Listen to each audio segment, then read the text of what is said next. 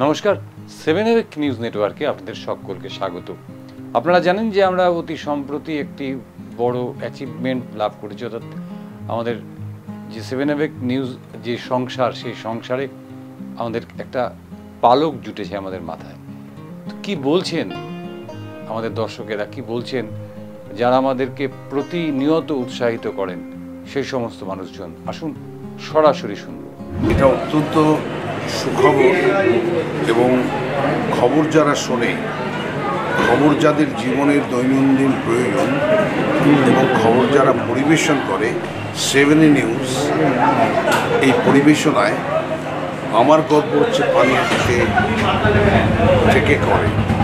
এরা 1 লক্ষ ভিউয়ার্স দর্শক কভার করে 2 লক্ষের দিকে যাচ্ছে এবং আমি আশা করি এই সামনে তো বিরাট বড় দক্ষযোগ্য নির্বাচন, এতে এই মে মাসের মধ্যে জুনের ফার্স্ট উইকেই 2 লক্ষ ভিউয়ার্স হয়ে যাবে, এটা আমি নিশ্চিত।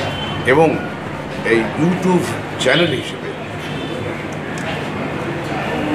এরা সর্ববৃহৎ ভিউয়ার্স পাবে, আমি আশা রাখি।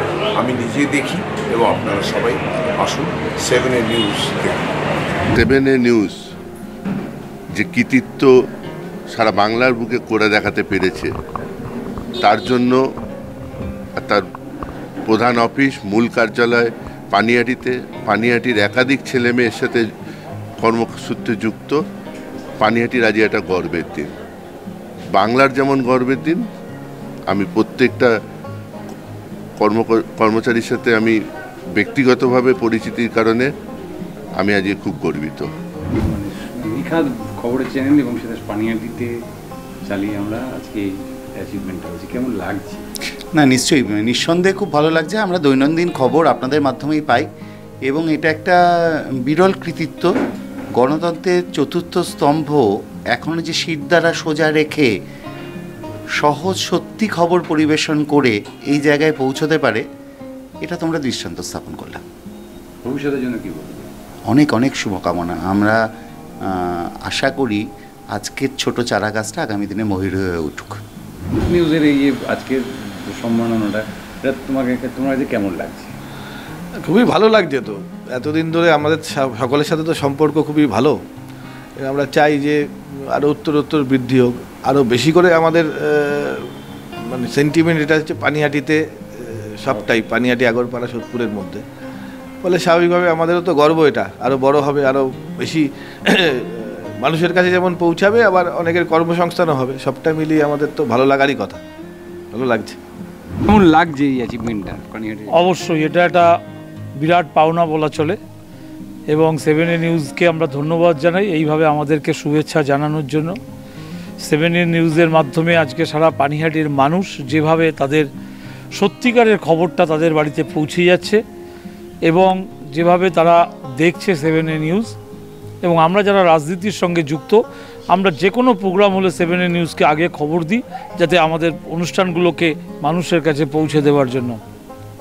এবং পানিহাটির সমস্ত সুবুদ্ধি সম্পন্ন মানুষ যারা সেভেন নিউজের পাশে দাঁড়িয়েছে এবং পানিহাটির সমস্ত যারা আজকে মানুষজন যারা সেভেন নিউজের সঙ্গে যুক্ত, যারা এই যে রিপোর্টাররা যারা আছে, সবই পানিহাটির মানুষ। আজকে সেভেন নিউজ যেভাবে মাথা উঁচু করে এগিয়ে চলেছে, তার জন্য আমাদের পক্ষ থেকে অশেষ অশেষ ধন্যবাদ। এবং আগামী দিনে সেভেন নিউজ আরও বিশদভাবে এগিয়ে চলুক, আরও সত্যিকারের খবর যাতে সম্প্রচারিত হয়, মানুষের বিবেক যাতে জাগ্রত হয়, মানুষের কাছে সত্যিকারের খবরটা যাতে পৌঁছায়, এই আশা আমরা সেভেন নিউজের কাছে রাখবো। সেভেন নিউজকে প্রথমেই আমি আমার অন্তরের অভিনন্দন জানাবো এই কারণে যে 1 লাখ ভিউয়ার্স, সাবস্ক্রাইবার্স তারা, এবং আগামী দিন আরও বাড়বে, কারণ তারা এই সেভেন নিউজ নিরপেক্ষ এবং কাউকে ভয় না করে এই সংবাদ সংস্থা সংবাদ পরিবেশন করে।